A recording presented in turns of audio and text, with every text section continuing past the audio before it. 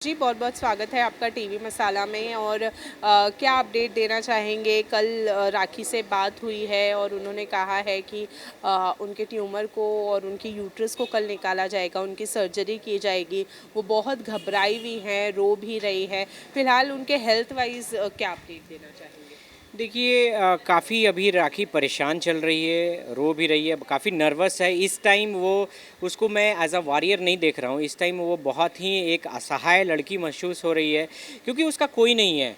वो बार-बार जैसे जो भी है वो मुझे ही मान रही है, जो ही भी हर चीज़ें मुझसे बातें करती है। तो वो बार-बार यही रो-रो के कह रही है कि अगर मुझे कुछ हो गया तो इसको मत छोड़ना, उसको मत छोड़ना। ये कहीं न कहीं मेरे लिए भी बड़ा नर्वस करने वाला पॉइंट्स है क्योंकि ये इंसान ऐसे में जब इंसान टूट जाता है और उसको जीने की उम्मीद नहीं रहती है तो ये सारी बातें करता है।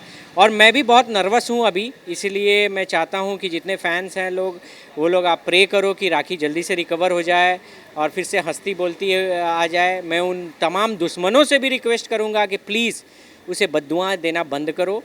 उसके उसके अगर लाइक उसके तरफ से मैं आपसे माफ़ी मांगता हूँ, बद्दुआ देना बंद करो। कंडीशन क्या है उनकी? कंडीशन बहुत क्रिटिकल है क्योंकि जो पेट में ट्यूमर पाया गया है वो 10 सेंटीमीटर का है और 10 सेंटीमीटर काफ़ी बड़ा ट्यूमर होता है।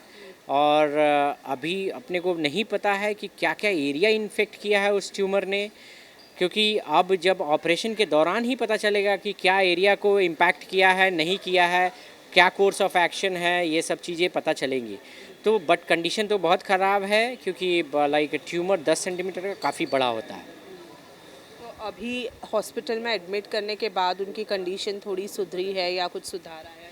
देखिए हॉस्पिटल में एडमिट करने के बाद तो कंडीशन जो उसको लाइक ऑफ कोर्स डॉक्टर अपना बेस्ट करते हैं, बट अभी वो स्टेबल तो है। मैं भी ये भी बता दूं कि स्टेबल है।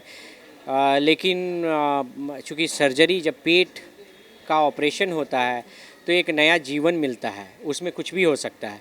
तो इसीलिए अपने को ये पता नहीं है कि फ्यूचर में क्या हो। इसीलिए हम लोग काफ़ी डरे हुए हैं। तो कंडीशन अभी कह सकते हैं कि कंडीशन राखी हंस बोल पा रही है, मीन एटलीस्ट हंस नहीं पा रही है लेकिन कम से कम बोल रही है, लोगों से इंटरेक्ट कर रही है, चीज़ों को समझ पा रही है, बात कर रही है। ये चीज़ें तो हैं, लेकिन थोड़ी सी डरी हुई है। मैं भी डरा हूँ कि कल क्या होगा पता नहीं है। ओके, 2 एलिगेशंस उन पर लगाए गए हैं। एक तो ये कि साल भर पहले जब उनके फुल बॉडी का टेस्ट किया गया था, यानी कि बिग बॉस के हाउस में जाने से पहले, तब उनकी कंडीशन जो है वो पूरी टोटली फाइन थी और ऐसे में अचानक से 10 सेंटीमीटर का ट्यूमर निकलना, ये बात जो है वो कहीं न कहीं हज़म नहीं हो पा रही है, ऐसा कहना है। तो इस बारे में क्या कहेंगे? वही मैं बता रहा हूँ ना कि ये तो ट्यूमर का कितना लाइफ है ये तो पता चल जाएगा। रही बात कि जब राखी ने खुद ही रो रो के बताया है और ये चीज़ें पहले से अभी से प्लान है, ट्यूमर तो अभी निकल के आया है, ये चीज़ें पहले से रो रो के मीडिया में वो बता चुकी है कि वो मारता था। कल भी मेरी बात हुई तो उसने बताया कि मेरे प्राइवेट पार्ट पे मारता था, मुझे चेस्ट पे मारता था। और उसने अपने रिटन कंप्लेन में भी दिया है कि वो कड़ी टूटी है। जब एक लोखंड की कड़ी टूट सकती है तो इंसान के शरीर की क्या हालत होगी ये समझ सकते हो आप। तो कितनी अंदरूनी चोट लगी होगी। अब तो ये तो राखी लाइक मैं चाहता हूँ कि रिकवर होके आ जाए, तब फिर इस पे हम एक्शन लेंगे। और या तो डॉक्टर बताए कि हाँ भाई ये ड्यूरेशन कितने का है, क्योंकि ये सारा मामला इन्वेस्टिगेशन का है। अगर सही ये पेन उसके उस बंदे द्वारा दी गई होगी तो हम लोग कानूनी रूप से आपको छोड़ेंगे नहीं। इसके अलावा ये भी कहा जा रहा है कि 4 हफ्ते का टाइम राखी को दिया गया था कोर्ट के सामने पेश होने के लिए, और क्योंकि राखी कोर्ट के सामने पेश नहीं होना चाहती है, इसीलिए ये सारा जो है ड्रामा रचा जा रहा है और उनको और बीमारी, अरे भाई यार, तो क्योंकि उनको कोर्ट के सामने नहीं पेश होना है, इसके लिए ये सारा जो है वो ड्रामा रचा जा रहा है और इसीलिए उन्होंने इतने बड़ी बीमारी का नाटक किया है और वो एडमिट हुई है।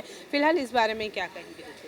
देखिए कोर्ट का ड्रामा और कोर्ट के से बचने के लिए वो बंदे को आई मीन दिमागी रूप से स्टेबल होने की ज़रूरत है, क्योंकि कोर्ट से बचने के लिए लोग बीमार हो सकता है, पेट में ट्यूमर लेके पैदा नहीं हो सकता है, पेट में ट्यूमर घुसा नहीं सकता है।